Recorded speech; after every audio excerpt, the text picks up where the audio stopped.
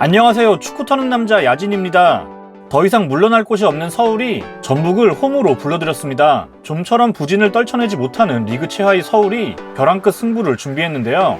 서울은 선발 라인업에 대거 변화를 주며 젊은 선수들이 기회를 잡았습니다. 그리고 이들은 기대 이상의 경기력을 보여주며 전북을 당황시켰죠. 전술적인 디테일보다는 선수들의 결연한 마음가짐이 돋보였던 이번 경기, 그리고 결과적으로 박진섭 감독의 고별 경기가 된 서울과 전북의 경기를 돌아보도록 하겠습니다.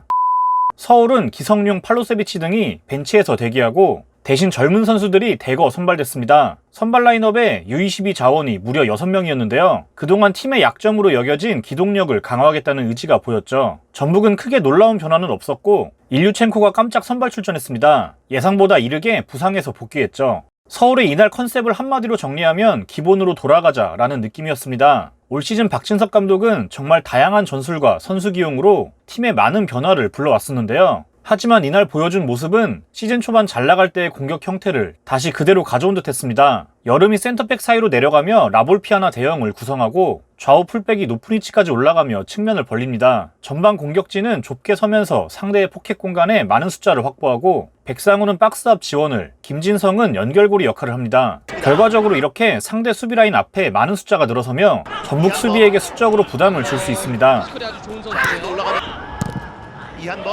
전북의 미드필더 라인은 항상 앞뒤로 수비를 커버하는 데 있어서 불안할 수밖에 없었죠. 그리고 서울 공격수들은 상대 수비를 끌어내기 위해 움직이면서 측면 선수들에게 공간을 열어주거나 상대가 전북인데 굉장히 이태석 쪽 하지만 벗어납니다. 혹은 후방에서 이 위치로 볼이 투입됐을 때 세컨볼 싸움에서 밀리지 않기 위해 싸워주죠.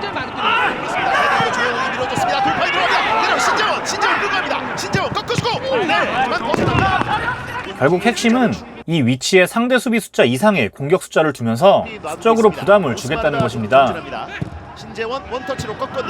이런 수를 두기 위해서 필요한 전제 조건은 선수들이 상대보다 체력적인 우위를 가져가야 한다는 점입니다. 공격이 실패했을 시 후방에서는 상당히 위험한 수비 부담을 지니고 있기 때문에 앞선으로 많이 올라간 선수들이 곧바로 압박으로 전환해 상대를 방해하거나 재빨리 수비로 전환해 상대보다 한 발 앞서 대응을 갖춰야 하기 때문이죠. 이런 수비적인 측면에서 이날 서울이 선택한 방법은 전방에서의 강한 패싱이었습니다. 사실 이날 많은 득점이 나오긴 했지만 서울에게 가장 인상적이었던 건 확 달라진 수비였죠. 기본으로 돌아가자의 또 다른 모습은 상대보다 한 발 더 많이 뛰는 것입니다. 대부분의 팀들은 전북을 상대로 내려서지만 지난 라운드에서 포항은 아예 다른 공략법을 보여줬는데요. 서울 역시 크게 다르지 않았습니다. 젊은 선수들로 구성된 서울은 확 달라진 에너지 레벨을 보여주며 전북의 수비 라인을 매섭게 몰아붙이는데요. 센터백부터 시작되는 전북의 공격을 측면으로 몰아간 뒤 엄청나게 강한 압박을 보여줍니다. 축구에서 많이 뛰는 선수들은 최소 기본은 해줄 수 있다는 걸 보여줬는데요. 어린 선수들만으로 구성된 전방 선수들의 수비는 전북이 쉽게 전진할 수 없도록 만들었습니다. 덕분에 예상을 뒤엎고 경기는 완전히 서울의 페이스였죠. 이런 게 쓰여 있었죠. 서울의 압박에서 단 한 가지 아쉬웠던 부분은 결국 높은 위치에서 상대의 공을 뺏어오지 못한다는 점이었습니다. 이는 물론 전북 선수들의 개인 기량이 대단한 부분도 있는데요. 서울의 수비는 전북의 전진을 막아내는 데에는 성공했지만 최종적으로 볼 탈취까지 이어지진 못하죠. 결국 공 소유를 전북이 계속하는 이상 서울의 체력적인 부담은 늘어날 수밖에 없었습니다. 서울이 공을 뺏지 못하면서 전북은 이렇게 후방에서부터 풀어나오는데요. 서울은 단 한 번 수비에서의 집중력을 잃으면서 선제 실점하고 맙니다. 들어갔어요. 선제골 기록하는 전북 한대 코리모토입니다. 야, 지금 이 빠르게 뒷공간 들어가면서 크로스 이거에 대한 반응 너무 좋았네요. 네, 자 강한 압박을 시종일관 유지했던 서울입니다만 결국 골을 만들어낸 건 전북이었습니다. 하지만 이전처럼 허무하게 무너지지 않습니다. 전반전이 끝나기 전에 조영욱이 얻어낸 PK를 오스마르가 성공시키며 곧바로 따라가는데요. 태클이었습니다. 서울 동점골 기회. 오스마르 성공합니다. 후반 들어 전북은 구스타보와 문선민을 투입시키며 굳이 중원을 거쳐가지 않습니다. 서울의 압박을 피해 곧바로 공을 투입시켜도 위협적인 장면을 만들 수 있는 게 바로 전북이 갖고 있는 힘이죠.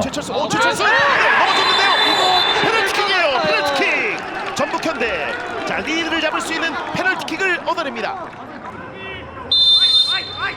전북의 페널티킥 일루첸코 들어갑니다. 전북 현대 다시 한번 경기에 리드를 잡습니다. 방향을 완전히 속이고 깔끔하게 마무리했습니다. 이후 엄청난 난타전이 벌어지면서 오스마르 원터치로 명승부가 박정민에게. 연출됩니다. 박정민 왼발로 꺾어줍니다. 잡아놓고 기성용 오스마르 눌렸습니다. 안돼! 동점골입니다. MC 서울 조영우. 네. 진짜 회로가 없는 이거 뒷공간이요. 가브리엘 들어갔어요. 3대2입니다. 경기 뒤집는 서울입니다. 가브리엘 이승기 골! 동점골 기록합니다. 이승기의 프리킥골. 와 교체 투입되자마자 이거를 기습적으로 때려버리네요. 아 대단합니다. 구리모토 문선민에게 맞춰줍니다. 문선민 나와요. 선민 꺾었어요. 슛! 골!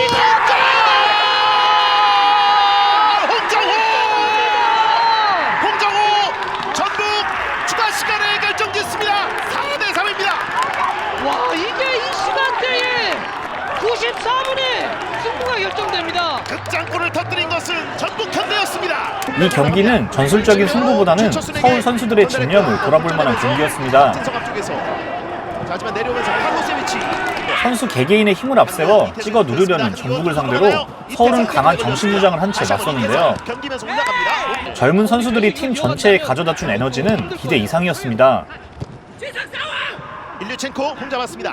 태클로 끊어냈고요. 다시 한번 비록 경기 종료 직전 극장골로 또다시 승점 획득에 실패했지만 분명 그동안의 패배와는 결이 다른 느낌이었죠. 경기 이후 다음날 박진석 감독의 사임 소식이 전해졌습니다. 큰 기대와 함께 영입한 박진석 감독과 FC 서울의 동행은 여기서 끝이 났는데요. 박진석 감독이 마지막 경기에서 보여준 젊은 선수들의 가능성, 서울이 남은 시즌 동안 한 가닥 희망을 걸어볼 수 있는 부분이었습니다. 시청해주셔서 감사합니다.